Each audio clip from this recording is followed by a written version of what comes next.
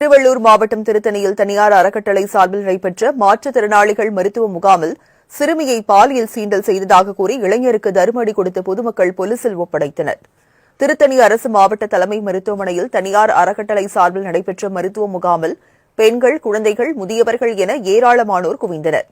முகாமில் போதிய முன்னேற்பாடுகள் மற்றும் பாதுகாப்பு ஏற்பாடுகள் செய்யாமல் அலட்சியமான முறையில் செயல்பட்டதாக புகார் எழுந்தது. மேலும் போதிய இடவசதியின்றி மாற்றுத்திறனாளிகள் அவதிக்குள்ளாக்கினர்.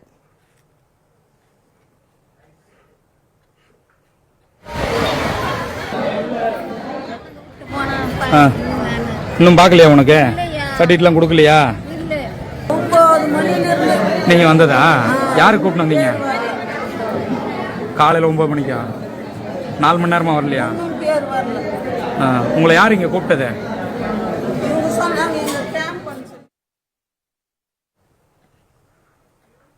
இந்நிலையில் கழிவறை பகுதியில் அமர்ந்திருந்த 12 வயது சிறுமிக்கு லோகேஷ் என்ற இளைஞர் பாலியல் தொல்லை அளித்ததாக கூறப்படுகிறது.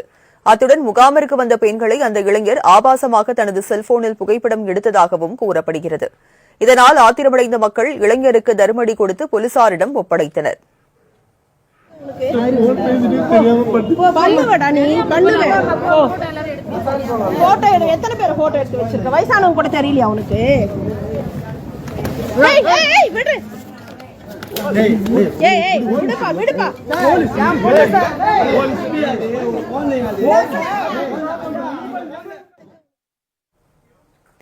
முகாம் குறித்தும் சிறுமிக்கு நடந்த கொடுமை குறித்தும் செய்தியாளர்கள் கேள்வி எழுப்பிய நிலையில் அங்கிருந்த பெண் அதிகாரி ஒருவர் முறையாக பதிலளிக்காமல் நீங்கள் யார் என செய்தியாளர்களிடம் எதிர்கேள்வி எழுப்பியுள்ளார்.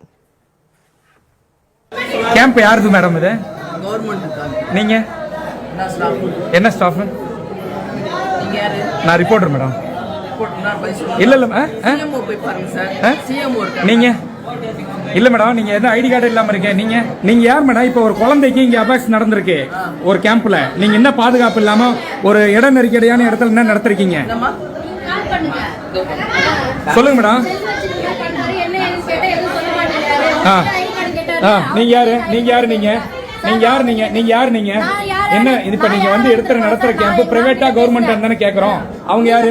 நீங்க மிரட்டுறீங்களா? அப்பனா மிரட்டுறீங்களா? ஏன் இப்படி ஒரு குறுகிய இடத்துல இந்த மாதிரி நடத்துறீங்க? இப்ப ஒரு குழந்தைக்கு நடந்ததுக்கு யார் பொறுப்பு?